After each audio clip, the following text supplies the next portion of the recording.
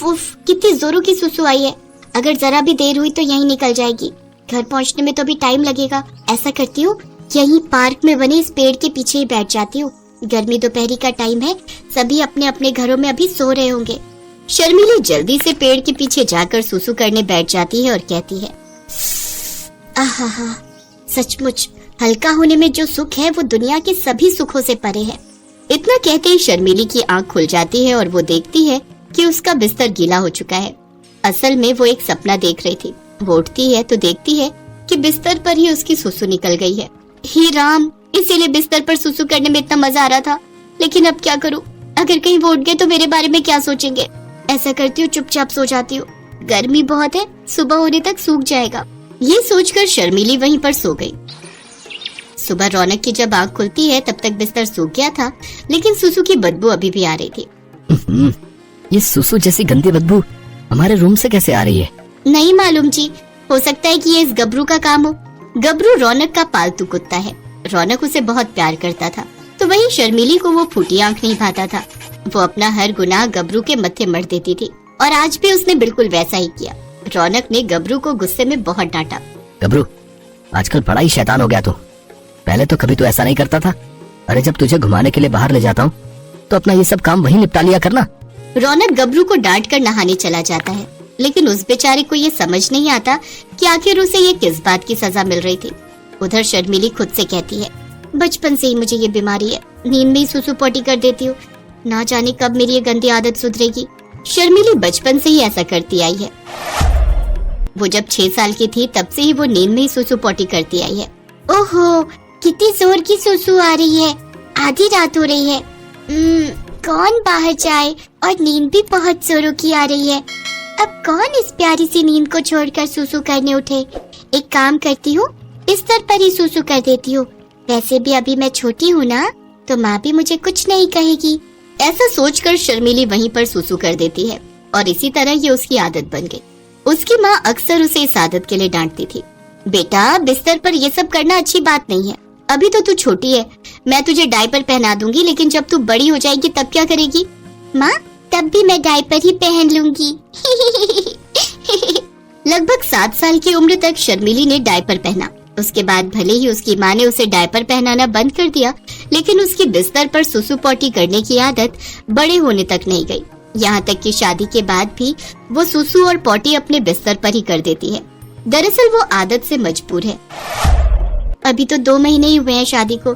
मुझे जल्दी कुछ करना होगा, नहीं तो मेरे पति को मेरी इस आदत के बारे में पता चल जाएगा। एक दिन शर्मिली दिन में खाना खाकर सो गई और उसे बहुत तेज पोटी आई। उसे फिर से सपने में लगा कि वो टॉयलेट में है और वो फिर से बिस्तर पर ही पोटी कर देती है। तभी उसकी नींद खुलती है। ओहो, जिस बात का डर था फिर से वही हुआ। तभी उसकी सास शांति कमरे में आती है। बहू, ये कैसी गंदी बदबू आ रही है? ये बिस्तर पर क्या लगा हुआ है? हे भगवान, बिस्तर पर पोटी, छी छी छी छी। माँ जी, वो गबरू यहाँ आया था ना, ये पक्का उसका ही काम होगा। बिल्कुल सही कहा तूने। मैं तो रौनक को समझाते समझाते थक गई थी कि उसको घर मत ला, लेकिन उसने मेरी एक न सुनी। अब भुगतो। आप परेशान मत होइए माँ जी, मैं इसे साफ कर दूंगी। शर्मिली ने फिर से सारा इल्जाम गबरू के सिर पर डाल दिया। फिर गबरू जैसे ही उसके कमरे में आया, वो डंडा लेकर उसको मारने लगी। बेचारा गबरू दुम उठाकर वहाँ से भाग खड़ा हुआ, लेकिन वो समझ ही नहीं पाया कि आखिर उसके साथ ऐसा क्यों हो रहा है। उधर शर्मिली ने चादर धोकर सूखने डाल दी और नई चादर अपने बेड पर बिछा दी, लेकिन उसे अभी भी इस समस्या का हल नहीं मिल रहा था। तभी उसे अपने बचपन की वो बात याद आती है। माँ, मैं बड़े होकर भी डायपर ही पहनूंगी। अरे, ये आइडिया मुझे पहले क्यों नहीं आया? अभी बाजार जाकर अपने लिए डायपर खरीद कर लाती हूँ। आज रात तो मैं पक्का डायपर पहनकर सोऊंगी। शर्मिली बाजार से डायपर खरीद कर ले आई और रात को उसे पहनकर निश्चिंत होकर सो गई।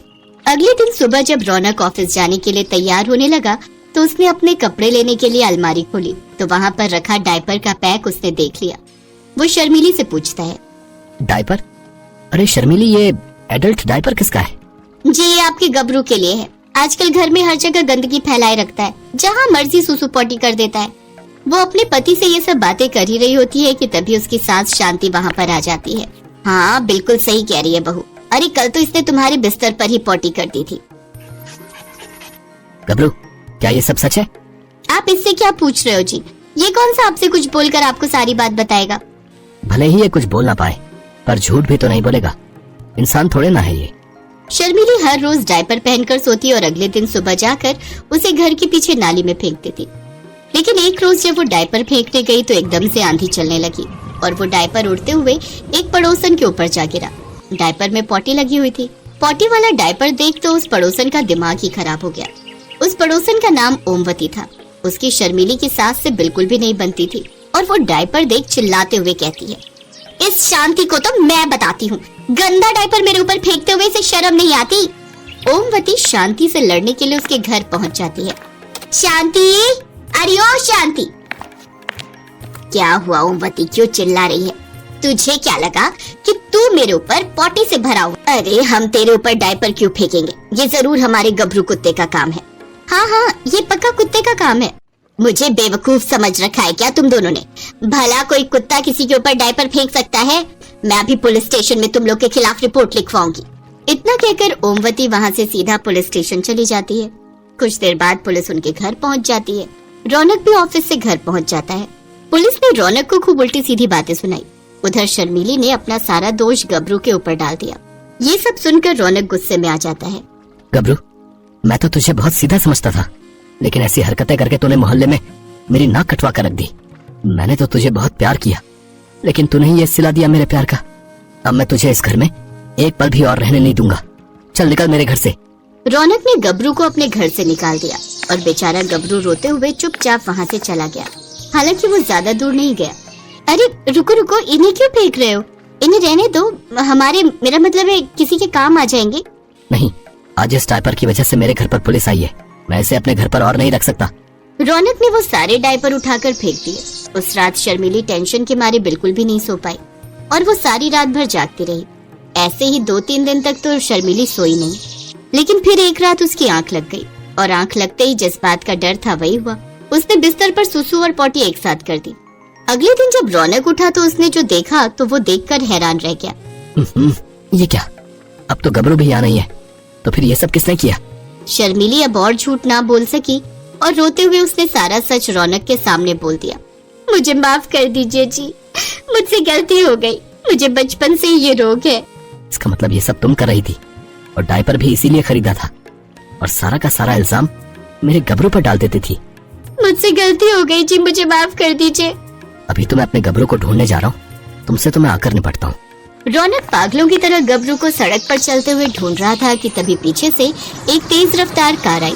वो रौनक को टक्कर मारने ही वाली थी कि गबरू ने रौनक को जोर से धक्का दे दिया। रौनक दूर जा गिरा। रौनक को बचाते हुए गबरू को हल्की चोटें आ गई। गबरू, मेरा गबरू, तुझे तो चोट आई है। मैं अभी तुझे हॉस्पिटल ले चलता हूँ। रौनक गबरू की मरहम पट्टी करवा कर उसे घर ले आता है। देखा शर्मिली, आज तुम्हारे झूठ की वजह से मेरे गबरू को चोट आ गई। आज मेरी जान बचाकर उसने अपनी जान की बाजी लगा दी। मुझसे गलती हो गई जी। अगर मैं अपनी बीमारी आपसे नहीं छुपाती तो आज ये सब नहीं होता। कोई बात नहीं शर्मिली, हम तुम्हें डॉक्टर के पास ले जाएंगे और तुम्हारा इलाज करवाएंगे। हाँ बहू, तुमने अपनी गलती स्वीकार कर ली, ये बड़ी बात है। रौनक और शांति शर्मिली को अच्छे से डॉक्टर के पास ले जाकर उसका इलाज करवाते हैं। कुछ ही महीनों में शर्मिली को इस बीमारी से छुटकारा मिल जाता है। अब वो बहुत खुश थी। अब वो गबरू को भी बहुत प्यार करती थी। अब वो खुशी खुशी अपने परिवार के साथ रहने लगी।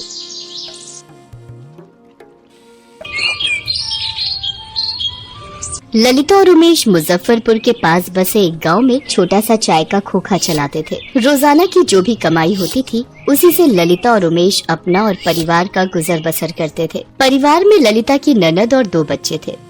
ये लो भैया जी आपकी चाय। उमेश भाई, जरा एक चाय और मठरी देना। ये लो भैया जी। अरे ये बारिश तो बहुत जोरों की शुरू हो गई। पिछले 3 दिन से नहीं रुक रही। हम तो सोच रहे हैं कि कल सुबह ये गांव छोड़कर शहर चले जाएं। अब ये कोई भरोसा नहीं कि कब क्या मुसीबत आ जाए, समझ रहे? गांव में सब लोग आपस में ऐसे ही बातें कर रहे थे। ललिता का मन इन सब बातों को सुनकर घबरा रहा था। उसे बाढ़ में होने वाली समस्याओं की बहुत फिक्र हो रही थी। इसी कारण ललिता को रात में नींद नहीं आ रही थी। आधी रात के वक्त अचानक गाँव वालों ने शोर मचा दिया, जिसे सुनकर ललिता घबरा गई। तभी पड़ोसी श्याम और उसकी पत्नी सामान सिर पर लाद कर जा रहे थे। क्या हुआ श्याम भैया, आप सब ये सामान लेकर कहाँ जा रहे हो? ये सब गाँव वाले कहाँ जा रहे हैं? ललिता भाभी, नदी में पानी का स्तर बढ़ गया है। चेतावनी मिली है कि हमें इस इलाके को जल्द से जल्द खाली करना होगा। हाँ।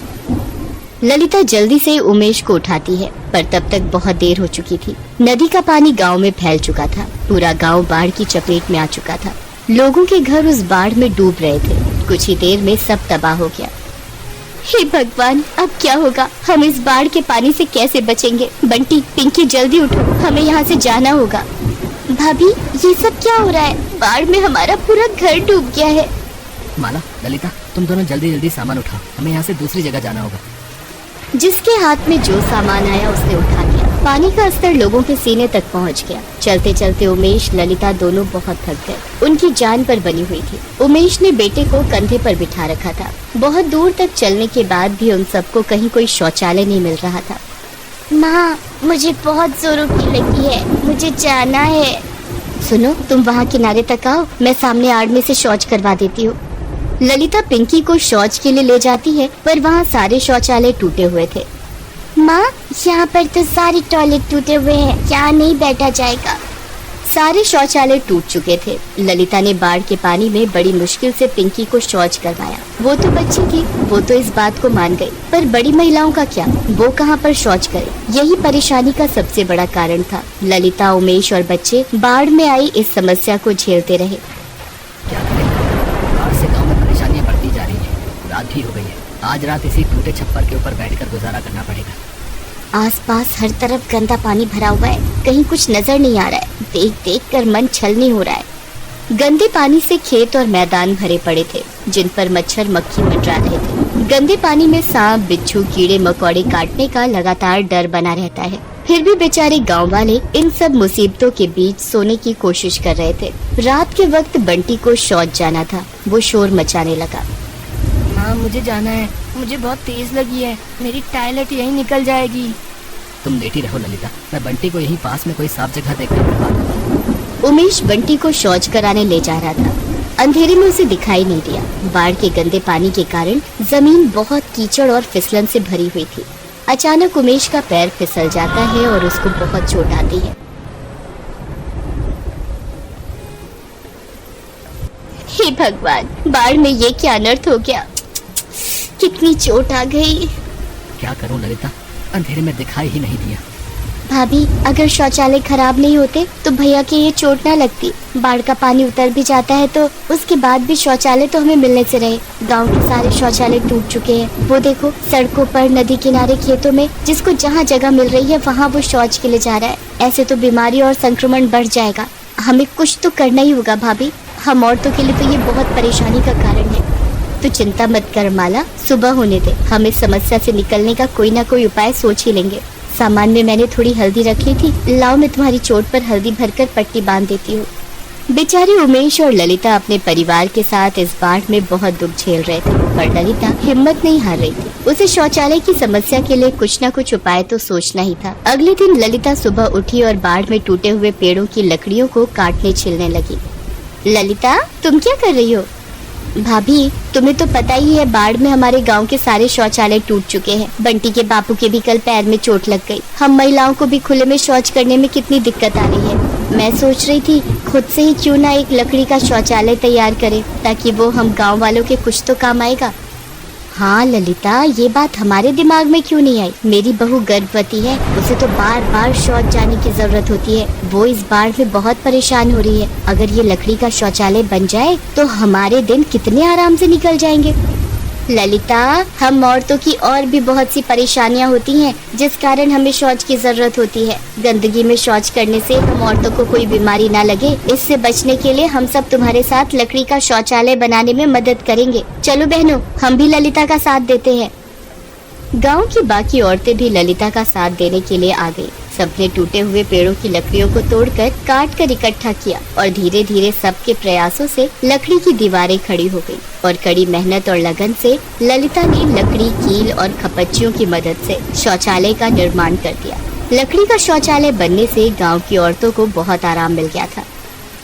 अब ललिता, तुम्हारे प्रयासों को देखकर हमने सोचा है कि हम और भी लकड़ी का शौचालय निर्मित करवाएं, जिसकी सारी जिम्मेदारी मैं तुम्हें और उमेश को देता हूँ।